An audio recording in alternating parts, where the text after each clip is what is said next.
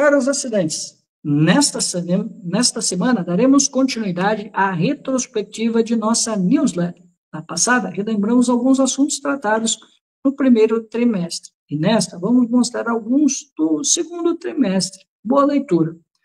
De Musk para Zuckerberg. No dia 15 de abril de 2024, escrevi sobre o então embate entre o playboy sul-africano radicado nos Estados Unidos, Elon Musk, e o hiperexposto ministro do STF, Alexandre de Moraes. O título do texto era República de Bananas, o que estão fazendo com o nosso país? Muito atual para o momento em que uma parte da sociedade brasileira olha com desconfiança para uma declaração do criador do Facebook, Mark Zuckerberg, que vai mudar a forma de desmentir publicações de usuários em suas redes. Escrevi na data. No mérito, o desafio é como agiremos. Em tempos de universo digital, inteligência artificial, impulsionamentos, algoritmos que a partir de milhares de informações de cada um de nós, a partir de nossas interações digitais, de cartões de crédito, até que páginas de internet frequentamos, tentam interferir em nossos hábitos de consumo ou nossas predileções ou fragilidades políticas para alterá-las em favor deste ou daquele interesse clandestino. Seja no poder econômico, seja no nosso posicionamento eleitoral, seja mesmo para a criação de estados de espírito coletivos de maneira a manipular multidões em guerras híbridas, desestabilizando regimes políticos ou criando estados de guerra civil. Em nenhuma hipótese, quero dizer respeitosamente, será um juiz valentão, mesmo que vestido da toga de ministro do Supremo Tribunal Federal, capaz de dar resultado bom a este desafio dos tempos modernos para toda a humanidade. Agora Moraes quer seguir sendo valentão. Aqui é terra que tem lei, diz Moraes após o anúncio de fim de checagem de fatos na meta. E o governo Lula segue no oportunismo. Lá como cá, escrevi em abril de 2024, o oportunismo da corrompida esquerda petista e de seus puxadinhos parece não perceber que estão cevando o humorismo do bem, o fascismo para chamar de nosso, e igualmente acabando de matar entre nós o Estado de Direito Democrático. É de lascar, aguentar picaretas bolsonaristas defendendo aqui e ali, com razão, dói-me dizer, liberdade de expressão, e nós, democratas, temos de explicar a retirada liminar, vale dizer, sem citação, sem contraditório, sem defesa, por exemplo, de perfis em redes sociais. O governo Lula dará 72 horas para a meta explicar nova política de moderação. A advogado-geral da União disse que a empresa se comporta como um biruta de aeroporto e que novas diretrizes não estão claras. Emendei no texto. Lula, de sua parte, lança indiretas e manda cortar a verba de publicidade que o governo mantinha no X, rede social do Playboy. Patrimonialismo na veia. Ou quanto dinheiro público Lula coloca no X? Para que tipo de publicidade? Cancelamento de adversários? Senão deu uma finatadinha aqui, hein? Moral zero. Outro dia, esta newsletter denunciou a piada de um mau gosto feita realidade. O governo do Brasil contratou a empresa de satélites do Musk, falastrão, Starlink, para ser base de orientação de nossas belonaves. Pois é, isso aí a gente viu, né? Eles vão aí, dando gritos por aí, mas estavam contratando a Starlink. A meta de Zuckerberg é o destino final de maior parte dos investimentos do governo em publicidade nas redes. Veja abaixo. Meta de Zuckerberg lidera a verba de publicidade digital do governo Lula. Dono do Facebook recebeu ao menos 36,9 mil em propagandas desde 2023. Dono tem se aproximado de Trump. Eita, né? Opa, tudo bom, Cleuton? Tudo certo, meu querido?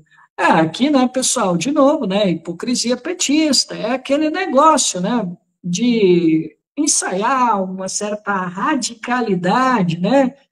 E quando vai ver, pô, tu tem uma série ali de anúncios dentro daquela rede. E aquilo, né, pessoal? Pô, se tu quer endurecer essa a posição do governo em relação às políticas das redes sociais, pô, por que não tira fora, então? Pois, veja bem, olha o que fez a China, olha o que fez, por exemplo, a Rússia, né? Se eles não concordam com as políticas, eles vão lá e criam as próprias redes dele, ó, mandam pastar e acabou.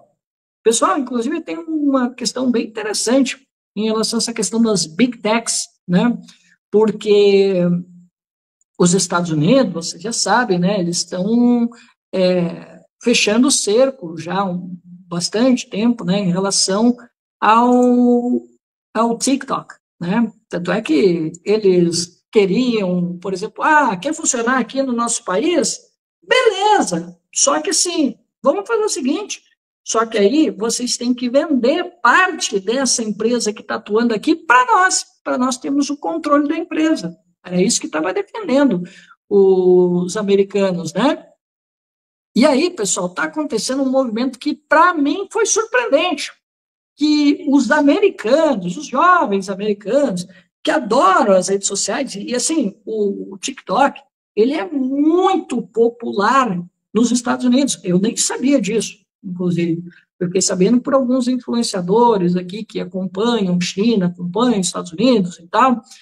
E, assim, pessoal, eu fiquei sabendo que os jovens americanos, em protesto às medidas do governo de tentar conter o TikTok, eles estão agora, os jovens americanos estão pegando outras redes sociais chinesas e estão usando em território americano. Olha que loucura. Eu estava vendo isso hoje, até num cara que estuda China e tudo mais, e ele estava dizendo que esse movimento está acontecendo entre os jovens norte-americanos que não gostaram da medida de tentar conter o TikTok, né, em território americano, e aí, em protesto, eles estão começando a usar as outras redes criadas na China.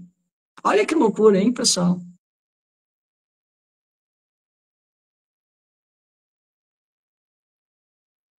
Para vocês verem, né, pessoal, quem diria, né, que em, sei lá, em uma década que seja, tá, a gente veria as redes sociais chinesas batendo de frente com as americanas e dando um laço, né? E veja bem, né, pessoal, eu já trabalhei, tá, com TikTok, com Kwai, né? E assim, pessoal, para quem é canal pequeno, para quem está construindo um projeto pequeno, ó, pessoal, e se tu trabalha com mensagem, sei lá, com alguém que já tem uma autoridade, pessoal, você não tem ideia do que é o TikTok e o Quai. O negócio é absurdo. O negócio é absurdo. Não é à toa que os americanos estão tomando uma tunda e cada vez mais a gente vê as redes sociais asiáticas chegando com muita força no Ocidente e botando para lascar de vez as redes ocidentais. Né? Não é à toa. Mas aqui, né, o Ciro falou sobre essa questão da liberdade de expressão, e eu acho que ele tem a sua razão, e a direita, em certo ponto, até tem a sua legitimidade na crítica, esse negócio da decisão monocrática, de ficar tirando perfil. Eu acho que tem que ter uma política mais clara em relação a isso.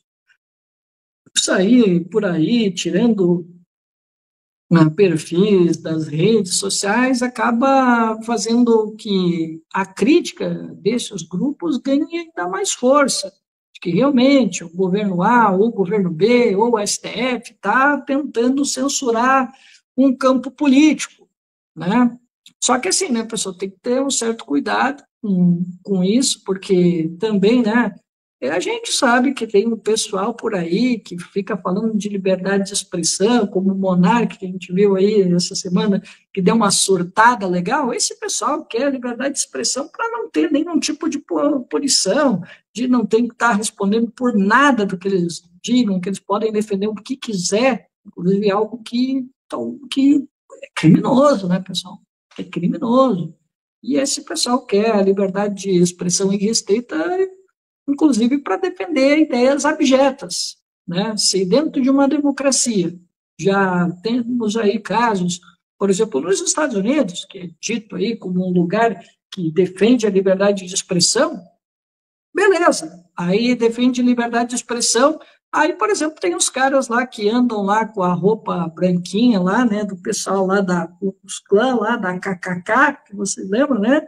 O pessoal lá da KKK, ou o pessoal que, pô, é admirador da KKK, tá lá defendendo, por exemplo, segregação racial. E aí, será que pode? É crime, né, pessoal? Olha o quanto que isso tem tem um componente, pô, complicado na história americana, né, pessoal? A gente teve as leis Jim Crow, que duraram até 1964, que o racismo ele é um bagulho institucionalizado, tá ligado? E aí a Terra da Liberdade, por exemplo, permite que cidadãos vão para as ruas para defender que eles são oficialmente racistas, né? É uma coisa bizarra, né? Mas é os liberais, né? Os ultraliberais, eu diria. Porque os liberais, sabe como é que é, né? Se atacar a figura, a honra, né? Aí já muda, aí tem que usar o Estado. Aí tem que usar o Estado. Pô. Vacinas. A falta que nos faz. No dia 29 de abril de 2024, escrevi sobre a falta de planejamento, para não dizer outra coisa, do Ministério da Saúde. Na data, faltavam vacinas da Covid-19 e o aviso foi dado. Inacreditável, estão faltando vacinas para a Covid-19, que voltou a matar com relativa força no Brasil. O Ministério da Saúde, totalmente loteado politicamente, alega problemas burocráticos. Mas os especialistas afirmam que é falta de planejamento mesmo. Os especialistas têm razão, sem dúvida, porque se os laboratórios estão brigando na justiça, cabe ao Ministério uma das várias alternativas. A única que não pode é deixar faltar por mais de 2 meses a vacina para uma doença que já se provou para lá de mortal. O tempo não perdoa. E agora, no final de 2024, início de 2025, o amadorismo e, provavelmente, corrupção fazem faltar todo tipo de vacina pelo Brasil todo. Vejam a reportagem de outubro de 2024. A Mai está falando aqui, e a vacina da dengue? Tinha que ter para todos. Pois é, né? E a gente viu aí os casos de dengue, né? Lá no topo, né? A dengue azaralhando o Brasil inteirinho.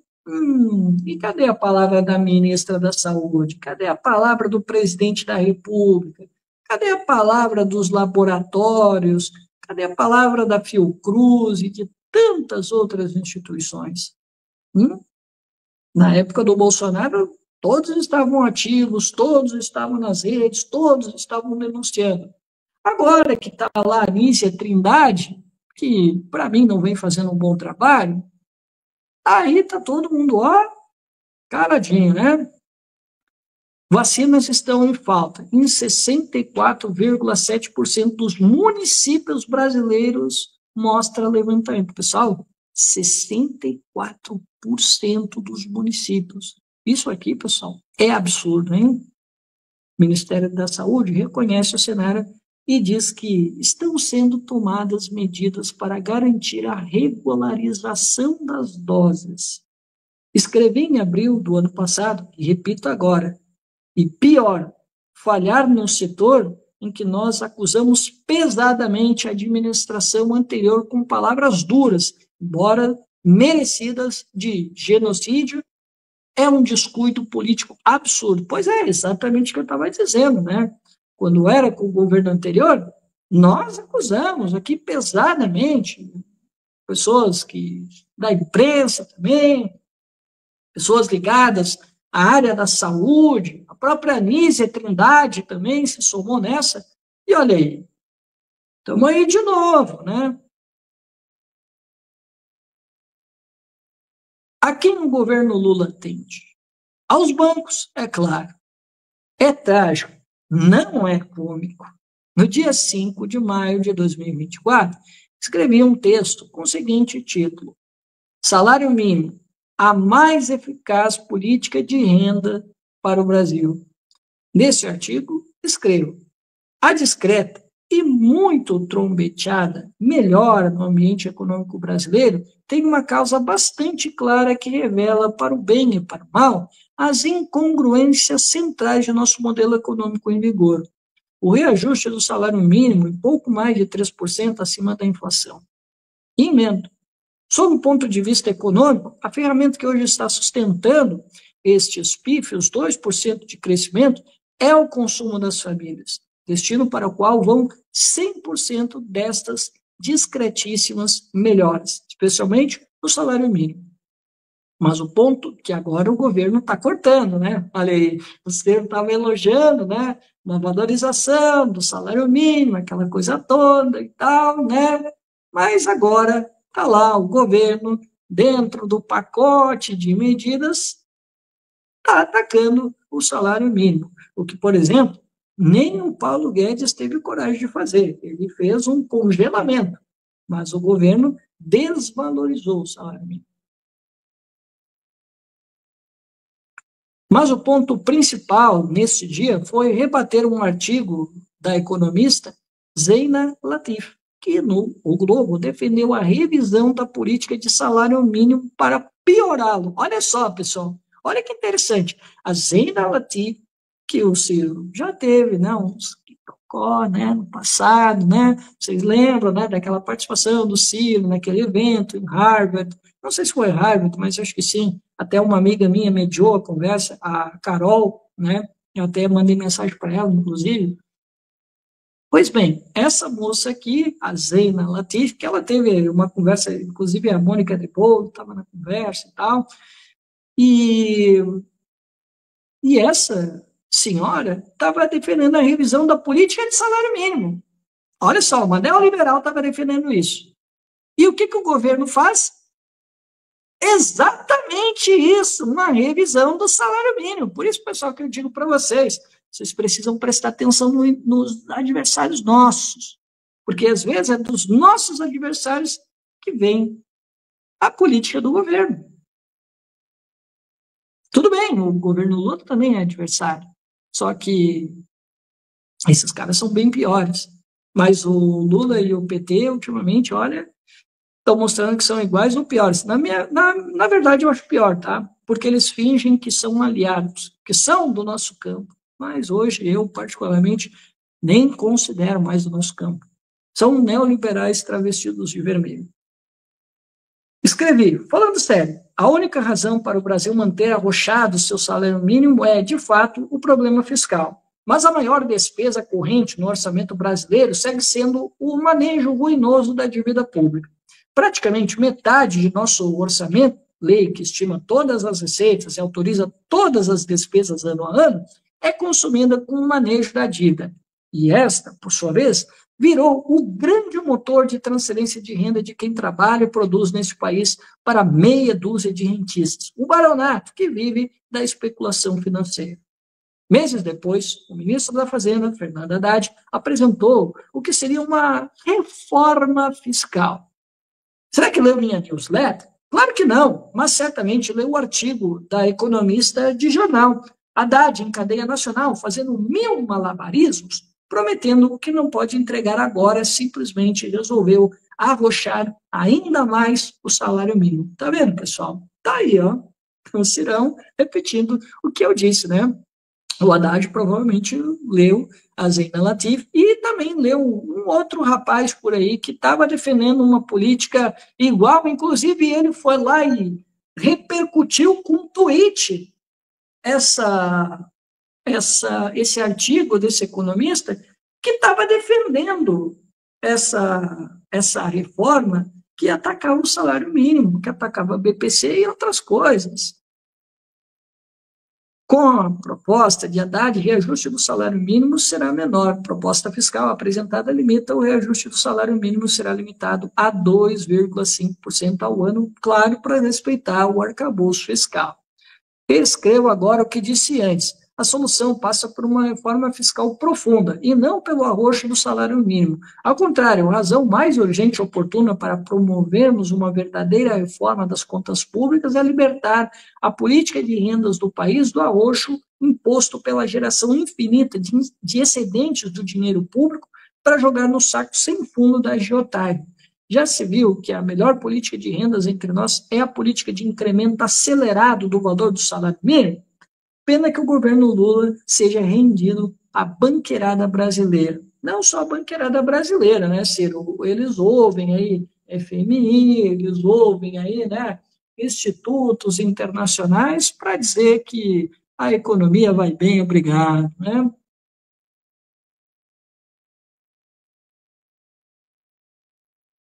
O Rio Grande do Sul sofreu com o desastre das chuvas, com a politicagem, a ineficácia do governo e agora com o cinismo do ministro da Fazenda, que andou mentindo por aí, né? Recentemente, dizendo que o governo gastou mais porque teve que ajudar o Rio Grande do Sul, que injetaram, sei lá, 35 bilhões na economia do Rio Grande do Sul para se recuperar, o que é uma mentira, né? Inclusive, um governista, o Davi De Castro, ele esclareceu isso, disse que, na verdade, o que aconteceu... Deixa eu só colocar aqui, pessoal, deixa eu só aumentar aqui a tela. Na verdade, pessoal, o que aconteceu aqui no caso do Rio Grande do Sul é que houve uma antecipação de receitas. O governo não gastou nada, ele não criou novas receitas, ele não criou novo gasto público para salvar o Rio Grande do Sul. Isso não aconteceu, pessoal, não aconteceu. O que aconteceu foi um adiantamento das receitas. Eram receitas que estavam previstas e eles só adiantaram. Então, assim, pessoal, isso até mesmo vocês podem procurar lá, o Davi De Castro, que é governista, ele falou, ele foi lá, eu também fui conferir para ver se era verdade o que o Davi De Castro estava falando, e é verdade mesmo, porque foi só um adiantamento das receitas, só isso. O governo não gastou R$1, tá? É mentira do ministro quando diz que gastou, sei lá, 35 bilhões para recuperar o estado do Rio Grande do Sul. É mentira, tá? Em maio de 2024, a gente valorosa do Rio Grande do Sul sofreu pesadamente com as chuvas e as enchentes decorrentes dela. Infelizmente, o curso do desastre seguiu a lógica de todos os desastres naturais que acontecem no Brasil.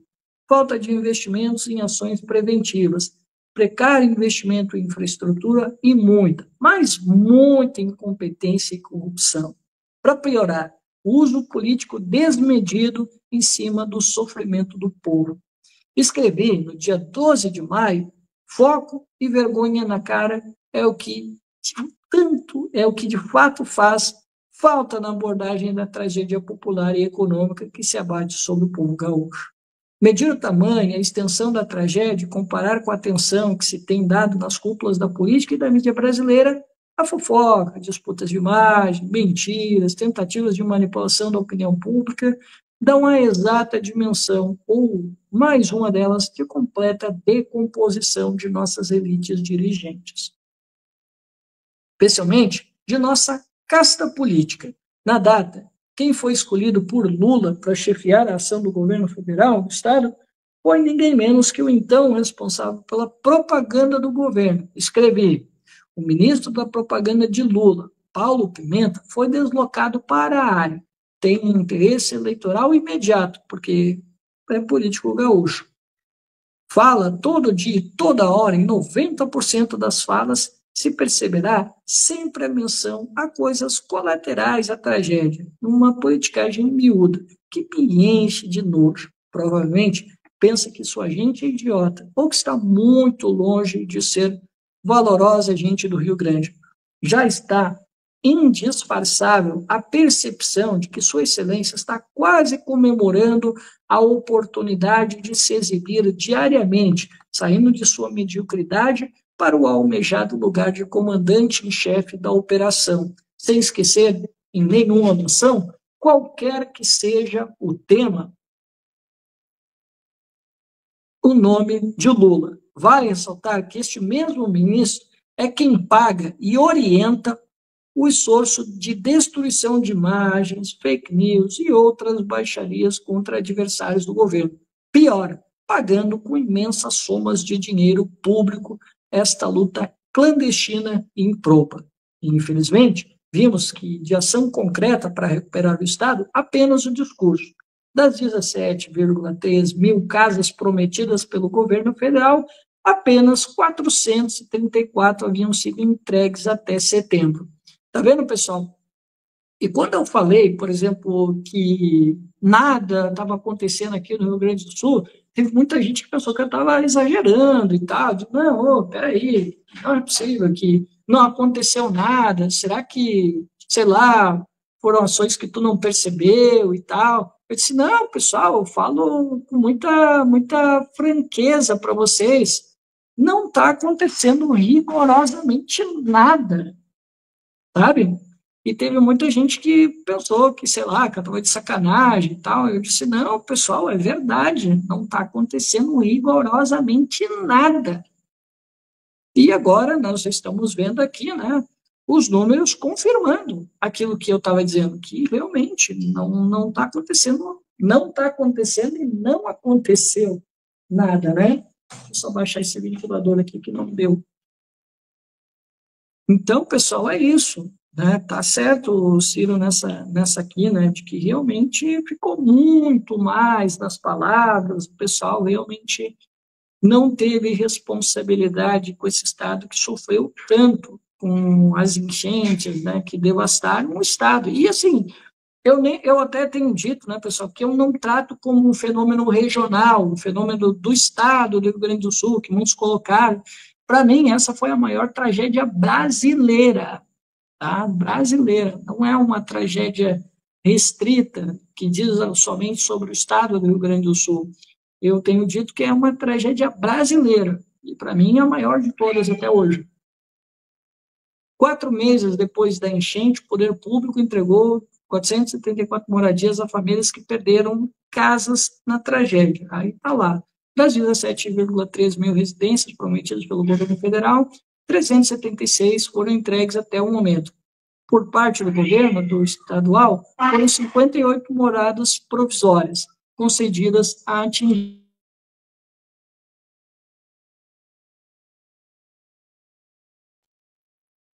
A construção das residências definitivas pelo Estado, que serão inicialmente 648, para começar ainda em 2024. E agora, em janeiro de 2025, após demitir o Paulo Pimenta de sua comunicação, será que o motivo foi só comunicação ou será que a incompetência de ajudar o Rio Grande do Sul também pesou? Lula resolveu chamar uma reunião ministerial para monitorar construção de moradias no RS. Veja a reportagem da Agência Brasil. Lula fez reunião para monitorar a construção de moradias no RS. Cerca de 11,5 mil habitações tiveram construção aprovada pelo governo. O governo fala que agora 11,5 mil habitações aprovadas, mas na matéria do governo não diz quantas já foram entregues. Um absurdo do tamanho da incompetência e corrupção que impera no Brasil. Mas, para piorar, o Ministério da Fazenda, Fernando Haddad, em seu malabarismo para explicar o déficit das contas públicas em 2024, resolveu colocar a culpa do desastre no Rio Grande do Sul. É revoltante. A CNN reproduziu o que o ministro disse. Em entrevista à Globo News, o ministro disse que o governo vai conseguir atingir a meta fiscal, com a entrega de um déficit de 0,1% do PIB no ano de 2024. Essa previsão, porém, não leva em conta os gastos após a tragédia climática do Rio Grande do Sul. Haddad tira dos gastos com RS e prevê déficit de 0,1% do PIB em 2024. Com despesas com recuperação da economia gaúcha, o governo cumpre meta. Pessoal, você podia ter me avisado, né? Que eu não estava na tela aqui, né? Pessoal, que às vezes eu estou aqui empolgado, lendo, vocês podem me avisar, pessoal. Pô, bota aí a parada aí, pô, nós queremos ver o textinho, poxa. Até vou tomar uma água aqui depois dessa, pessoal.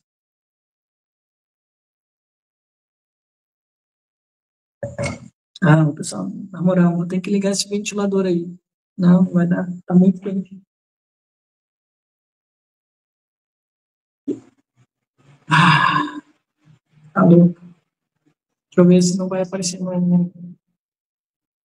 Tá.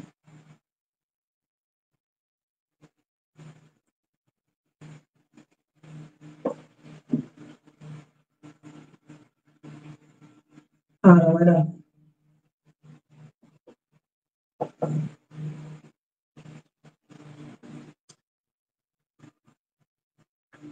Acho que eu vou ter que passar calor. Não vai ter jeito. Peraí.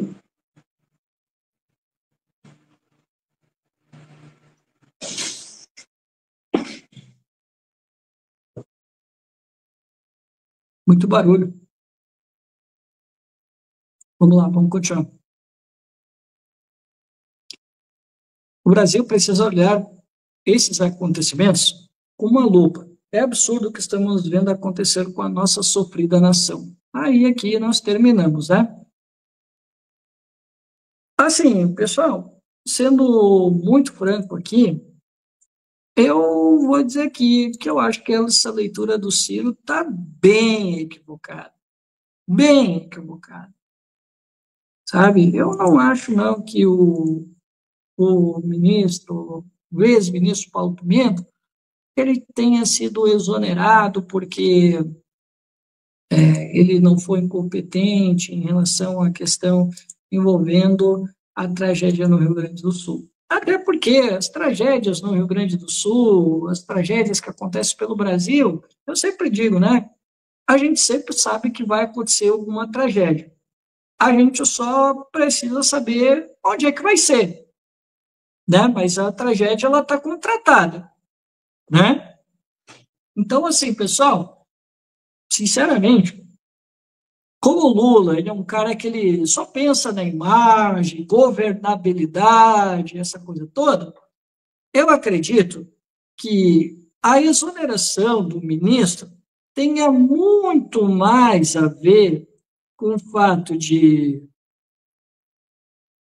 ele não ter conseguido fazer uma estratégia de comunicação contra a extrema-direita, de comunicar melhor as propostas do governo, do que, na verdade, a incompetência dele em relação à crise do estado do Rio Grande do Sul. Tá? Isso eu tenho bastante claro para mim. Isso aqui, Ciro, não, tem muito mais a ver com a imagem do Lula, porque é isso que importa para ele. O que importa é a imagem, governabilidade, o quanto que o Lula vai estar bem relacionado na política nacional. É isso aqui que vale. Se a economia brasileira está se lascando, se, sei lá, aconteceu uma tragédia no Rio Grande do Sul, depois em Santa Catarina, depois em São Paulo, depois no interior, de Minas Gerais, em Pernambuco, ele está se lascando. Ele só faz ali uma relações públicas que todo mundo faz, mas ninguém toma uma ação real para conter essas tragédias. E o Lula é a mesma coisa. Então, assim, pessoal, tem muito mais essa questão de preocupação com a imagem do que qualquer outra coisa, tá? Então, não. O Lula, ele trocou porque isso já estava precificado. Lembra quando eu falei para vocês aqui em outras edições que falaram que ia haver uma reforma ministerial, que isso ia acontecer em fevereiro, e aí muita gente do Centrão ia entrar nessa brincadeira. E assim, pessoal, lá já dizia que um dos possíveis que iriam sair, que era praticamente certo, era o Paulo Pimenta. Assim como, por exemplo, o Carlos Lupe é um dos cotados para sair também, né? A Anísia Trindade também corre o risco de sair.